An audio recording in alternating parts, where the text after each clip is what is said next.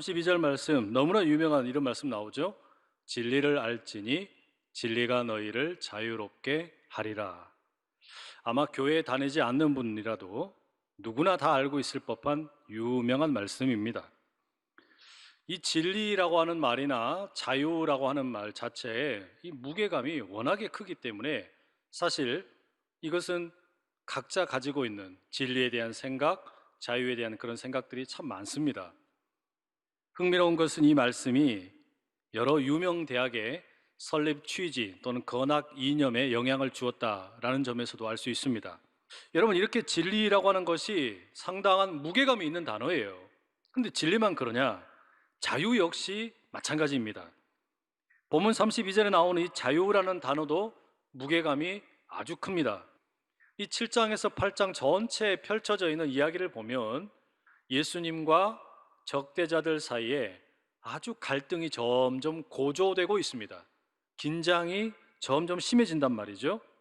이 배경에는 유대인들의 명절인 초막절이 놓여 있습니다. 우리가 이미 살펴보았던 것처럼 이 초막절에는 아주 중요한 두 가지의 축제가 있었습니다. 하나는 물의 축제이고 또 하나는 빛의 축제라고 말씀을 드렸죠. 실로암 연못에 물을 떠다가 성전 제단에 물을 붓습니다. 광야에서 하나님이 우리 조상들의 목마름을 해갈시켜 주신 것처럼 내년에도 우리에게 풍성한 비를 주십시오. 일종의 기우제입니다. 뿐만 아니라 이 초막절 기간 동안에는 성전의 유대인들의 뜰에 네 귀퉁이에다가 커다란 황금 등잔을 세웁니다. 그리고 환하게 불을 밝힙니다. 예루살렘 성, 도시 전체를 환하게 비추는 거죠. 이게 뭘 상징하는 거냐? 광야 기간 동안에 구름 기둥, 불 기둥으로 하나님이 우리를 인도하셨다. 이걸 보여주는 상징이었습니다. 그런데 바로 그 물의 축제, 기우제를 지내는 가운데 예수님이 스스로를 선포하십니다. 내가 생수의 강이다. 뿐만 아니라 불의 축제가 진행되고 있는데 우리 주님이 그 빛 가운데 있는 사람들을 향해 말씀하세요. 내가 세상의 빛이다. 여러분, 이게 뭘 말하는 겁니까? 초막절이라고 하는 것이 예수 그리스도를 통해서 온전하게 완성된다. 예수님이 누구이신지가 밝히 드러나고 있는 겁니다. 예수님은 단지 옛날 이스라엘 사람들 그리고 이스라엘에 살고 있는 사람들의 목마름만 해결시켜주는 분이 아니라 누구든지 주님께 나오게 되면 생수의 강이 공급된다. 모든 세상 사람들을 향한 생명의 물이 된다 말씀하시고, 뿐만 아니라 누구든지 단지 예루살렘에 머물고 있는 사람들에게만 빛이 비춰지는 게 아니라 온 세상에 빛이 되시는 분이 예수님이다. 이걸 우리에게 보여줬어요. 물과 빛에 대한 이야기를 함께 살펴본 겁니다. 그리고 또 하나, 이 초막절과 연관된 아주 중요한 주제가 오늘 세 번째로 등장합니다. 31절, 32절 말씀인데요.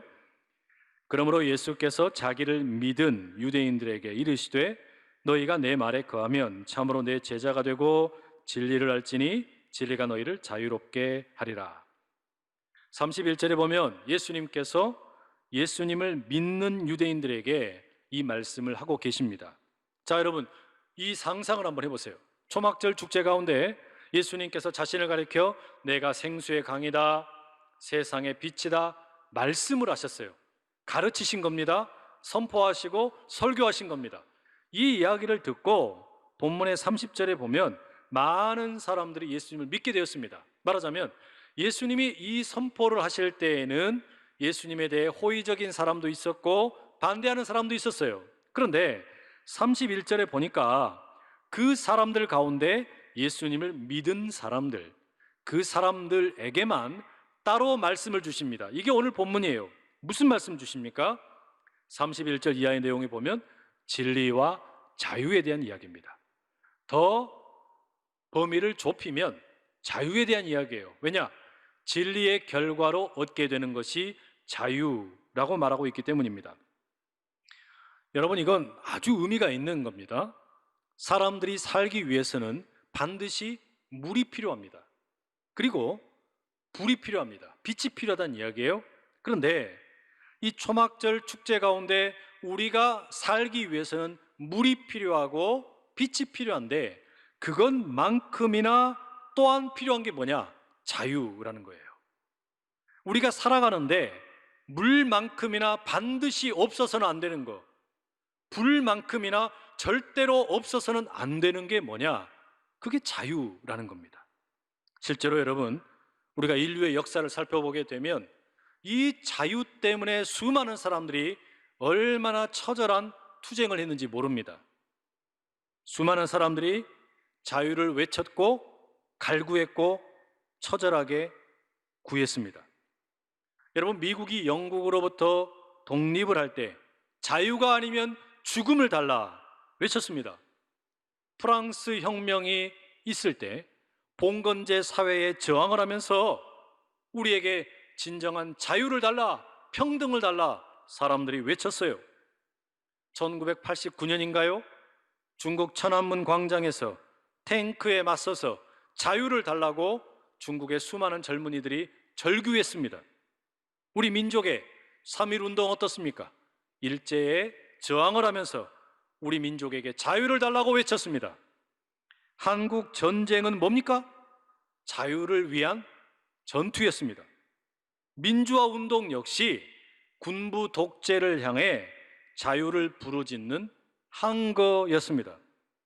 그럼 여러분, 우리가 이렇게 인류 역사 가운데 자유에 대한 목마름, 물이나 빛만큼이나 우리가 살기 위해서는 자유가 필요하다라고 부르짖고 살아왔는데, 예수님께서 오늘 예수님을 믿게 된 유대인들에게 가르쳐 주시는 이 자유, 과연 같은 것일까요? 다른 것일까요? 예수님이 우리에게 알려주시는 이 자유는 어떤 것인가? 여러분, 우리가 본문을 조금 더 자세히 볼 필요가 있습니다. 먼저 31절 다시 한번 보십시오. 너희가 내 말에 거하면 참으로 내 제자가 된다. 가장 먼저 언급하고 계시는 게 뭡니까? 내 말씀에 거한다. 예수님의 말씀에 거한다라는 조건이 나옵니다. 이 거한다라는 헬라 말은 일시적으로, 잠깐, 즉흥적으로 감정적인 동요를 일으켜서 믿게 되는 것이 아니라 계속적으로, 지속적으로 머물러 있고 붙들려 있는 상태를 말하는 겁니다. 그래서 이 머물다, 거한다라는 것을 영어 성경에서는 hold 혹은 continue와 같은 단어로 번역을 해놨어요.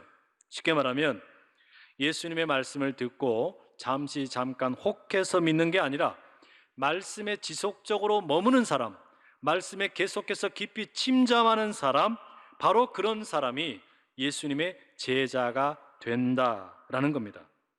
여러분, 이건 상당히 중요하죠. 우리의 최종 목적이 자유라고 한번 생각을 해봅시다. 그러면 자유에 이르는 길은 다른 것이 없어요. 오로지 딱 하나, 말씀에 머무르는 겁니다. 말씀에 머물러 있어야만 우리가 예수님의 제자가 되고, 예수님의 제자가 되어야 진리를 알고 그 진리가 너희를 자유케 하리라, 우리 주님 말씀하셨단 말이죠. 근데 문제가 뭐냐? 이 첫 번째 자유의 여정의 시작인 말씀에 머무르는 것을 우리가 싫어하는 거예요. 말씀에 머물러 있는 것을 지루하다고 느끼는 겁니다. 따분하다고 느낍니다. 그래서 자꾸 다른 것에 귀를 기울입니다. 이게 지금 교회 바깥에 있는 사람 이야기가 아니라 교회 안에 있는 사람들이 누려야 할 자유에 대한 이야기예요. 예수님을 믿는 사람들에 대한 이야기란 말이죠.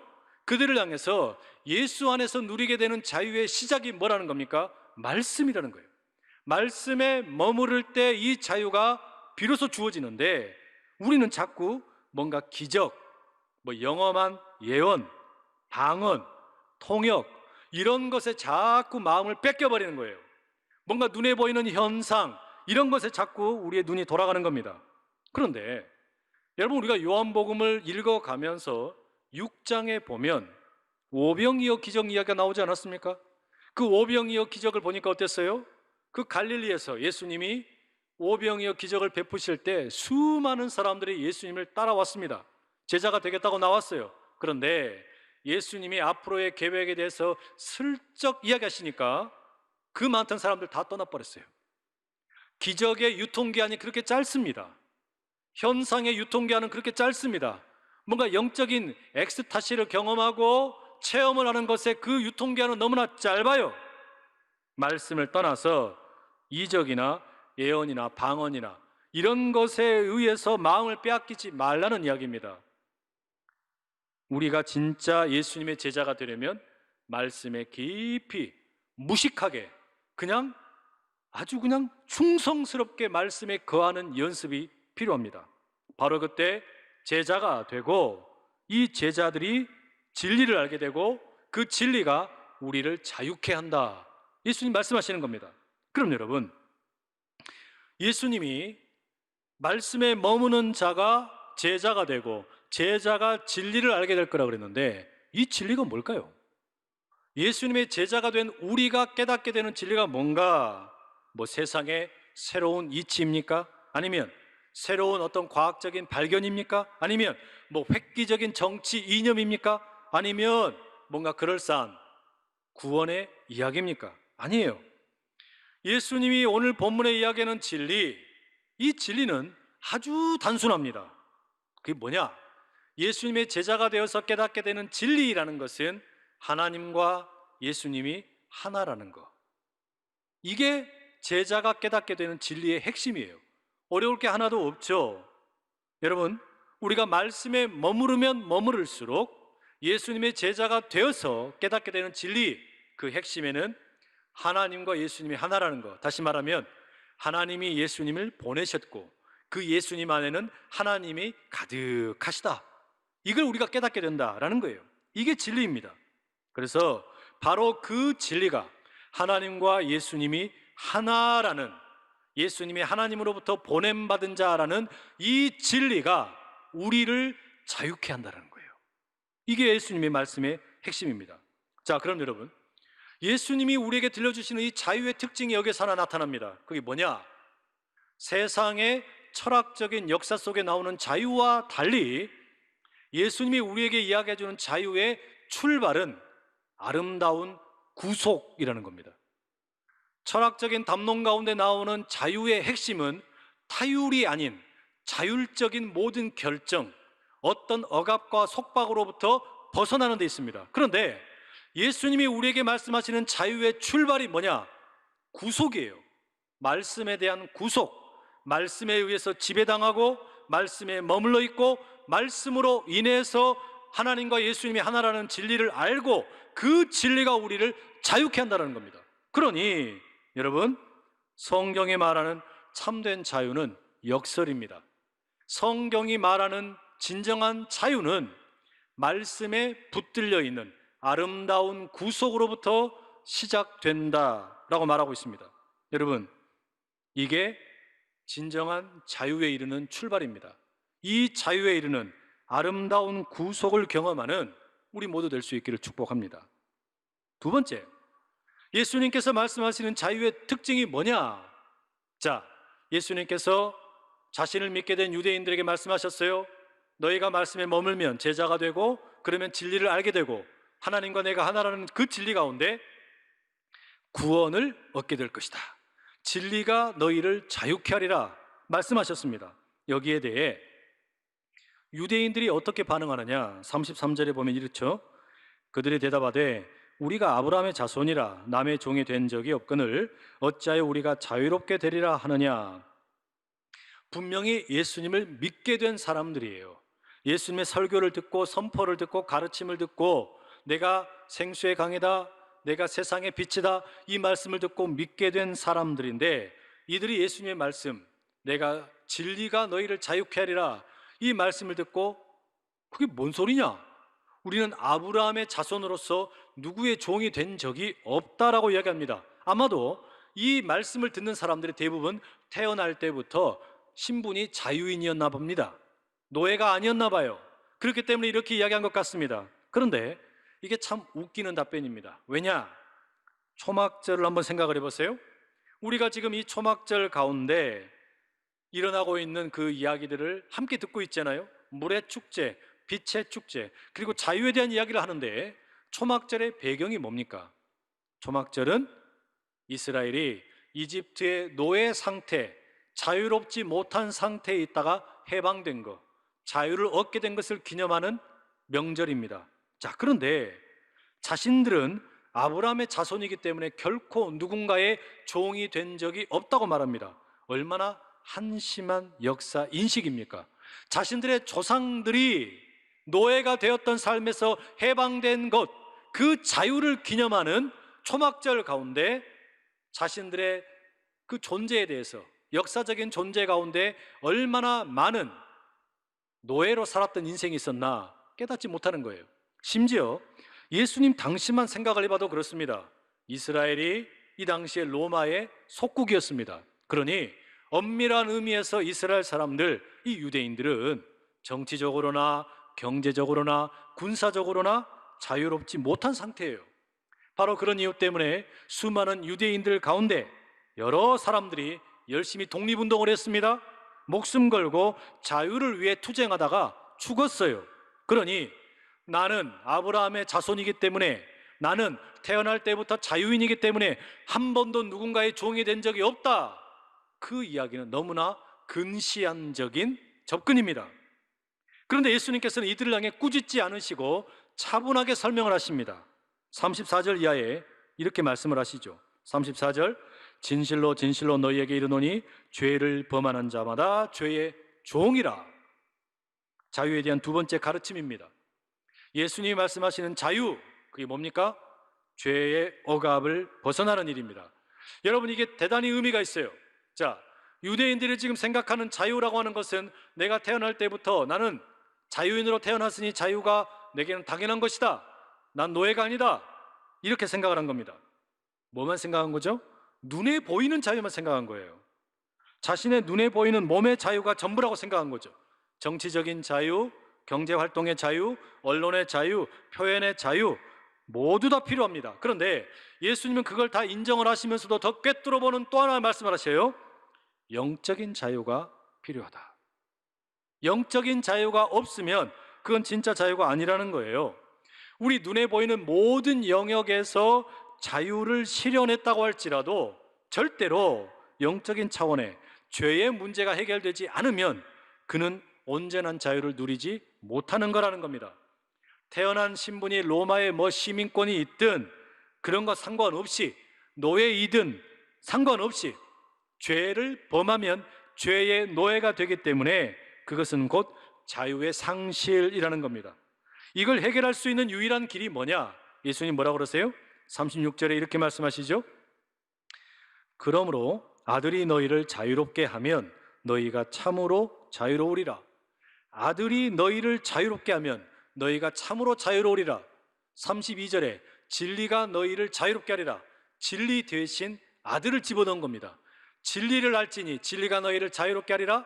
아들을 알지니 아들이 너희를 자유롭게 하리라. 다시 말하면 아들이 곧 진리예요. 예수님이 진리라는 이야기입니다. 왜? 예수님 안에 하나님이 계시니까. 하나님의 그 구원의 능력이 우리를 죄로부터 자유케 하신다라는 겁니다. 결국 여러분, 예수님이 말씀하시는 자유의 두 번째 특징은 뭐냐? 눈에 보이는 우리의 삶의 영역에서만 나타나는 자유가 아니에요. 진정한 자유는 눈에 보이는 몸의 자유뿐만 아니라 영적인 자유, 죄로부터의 자유가 해결되지 않으면 결코 진정한 자유가 될 수 없다라는 겁니다. 여러분, 이게 바로 출애굽의 사건을 통해서 이미 예표가 된 겁니다. 하나님께서 수천 년 전에 이스라엘 백성들이 애굽의 노예로 살고 있다가 출애굽의 역사를 통해 자유케 하셨는데, 몸의 자유입니다. 해방된 자유입니다. 그런데 우리 하나님께서 그들에게 가르치신 게 뭐였습니까? 그들에게 율법을 주시면서 몸만 해방될 것이 아니라 생각이 해방되고 죄로부터 해방될 것을 말씀하셨단 말이죠. 그게 초막절의 의미예요. 바로 그것을 완성하시는 분이 누구냐? 예수 그리스도라는 겁니다. 예수님이 이 땅에 오셔서 하시는 자유는 우리를 몸으로부터의 자유, 세상의 생각으로부터의 자유, 모든 것으로부터 진정한 자유를 누리는데, 죄로부터의 자유, 영적인 자유가 있을 때에만 진정한 자유가 회복될 수 있다는 겁니다. 여러분, 바라기는 이 자유가 여러분 모두의 것 되기를 간절히 축복합니다. 마지막, 예수님이 말씀하시는 자유의 세 번째 특징이 있습니다. 37절, 나도 너희가 아브라함의 자손인 줄 아노라. 그러나 내 말이 너희 안에 있을 곳이 없으므로 나를 죽이려 하는도다. 내 말이 너희 안에 있을 것이 없어서 너희들이 나를 죽이려고 한다. 죄를 범한다는 말이죠. 여러분, 왜 유대인들이 예수님을 죽이려고 합니까? 예수님이 전곡을 찔러서 말씀하십니다. 내 말씀이 너희 안에 있을 곳이 없기 때문에, 너희 안에 말씀이 거하지 못하기 때문이라는 겁니다.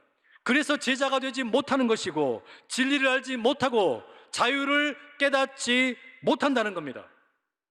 그래서 죄로부터 자유를 누리지 못하게 되고, 이 죄로 인해서 죄의 노예가 되어서 죄의 새끼들이 나옵니다. 그게 뭡니까?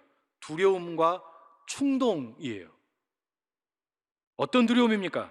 자신들의 종교적인 특권을 잃어버릴 것이다 라는 두려움이에요. 사회적인 특권을 상실할 것이라는 두려움입니다. 그렇기 때문에 이 두려움이 이들을 범죄의 충동으로 몰고 가는 겁니다. 자, 여러분, 이게 자유를 제대로 누리지 못하는 인생의 결론입니다. 말씀이 내 안에 거하지 못하게 될 때 나타나는 결론이에요. 말씀이 우리 안에 없게 되면, 제자가 되지 못하면 진리를 깨닫지 못하고 그것으로 인해서 자유를 얻지를 못합니다. 영적인 자유를 얻지 못하게 되면 결국 그 자유는 반쪽짜리 자유일 뿐이고 두려움과 충동에 사로잡히게 되는 겁니다. 여러분, 이 말씀을 뒤집으면 어떻게 될까요?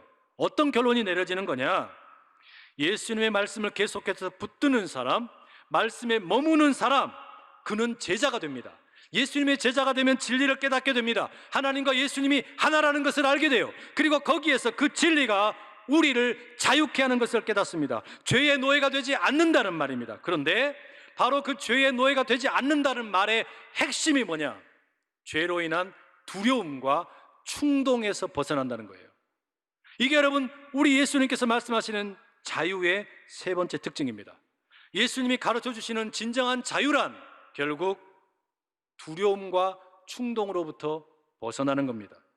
여러분, 이것은 사실 인류 역사 가운데 깊은 철학적인 자유에 대한 담론의 밑바탕에 깔려 있는 거였습니다. 수많은 사람들이 자유가 뭘까라고 이야기할 때 결국 그 자유에 대한 결론을 뭐라고 내리냐? 두려움으로부터 벗어나고 충동으로부터 벗어나는 것, 이게 진짜 자유다라고 말했습니다. 현대 그리스 문학의 대표적인 작가 중에 한 사람인 니콜라스 카잔차키스, 그리스인 조르바라는 소설로 유명한 분이죠. 이분이 죽고 난 다음에 묘비에 이런 글이 새겨졌습니다. 나는 아무것도 두려워하지 않는다. 나는 아무것도 바라지 않는다. 나는 자유다. 이 작가의 자유에 대한 이해가 뭡니까? 두려움으로부터 벗어나는 것, 충동으로부터 벗어나는 것, 그는 이걸 자유라고 결론 내렸습니다. 이게 수많은 철학자들의 결론이에요. 그게 자신이 꿈꾸는 자유였고, 자신의 소설 그리스인 조르바, 그 조르바라는 사람의 어떤 모습 속에 투영된 자유이기도 합니다. 예수님께서 말씀하시는 자유와 비슷해 보입니다. 그런데 근본적인 차이가 있어요. 예수님께서 말씀하시는 자유는 앞서 말씀드렸던 것처럼 아름다운 구속으로 시작됩니다. 말씀에 구속되는 거, 말씀에 머무는 거, 말씀에 붙들려 있는 거, 사람들은 인정하지 않습니다. 어떻게 말씀에 붙들려 있는데 그게 자유냐? 말씀으로부터 자유해야지, 말씀으로부터 자유로워야지. 그러나 우리가 그리스도인으로서 누리는 진정한 자유의 출발은 이 아름다운 구속에 있어요. 아름다운 구속 가운데 말씀에 머무를 때 우리는 제자가 되고, 그 제자됨을 통하여 진리를 깨닫고, 그 진리를 통하여 우리가 자유를 얻게 된다라는 말입니다. 그러니 여러분, 우리에게 필요한 게 뭐냐? 말씀에 머무르는 거예요. 눈에 보이는 현혹되는 것에 넘어가지 않고 무슨 기적이니 기도의 영적인 힘이니 이런 것에 의해서 너무 많이 마음 뺏기지 말고 멍청할지라도 무식하게 우직하게 말씀에 머무는 거, 바로 그때 여러분 우리가 진정한 자유를 선물로 받게 된다라는 말입니다. 아름다운 구속, 초막절의 완성이신 주님께서 세상의 빛이 되신다, 생명의 강이 되신다, 내가 너희들에게 자유를 준다 말씀하시는 이 주님의 놀라운 선포가 오늘 우리 가운데 임하여 참된 자유를 누리는 우리 모두 다 될 수 있기를 간절히 축복합니다.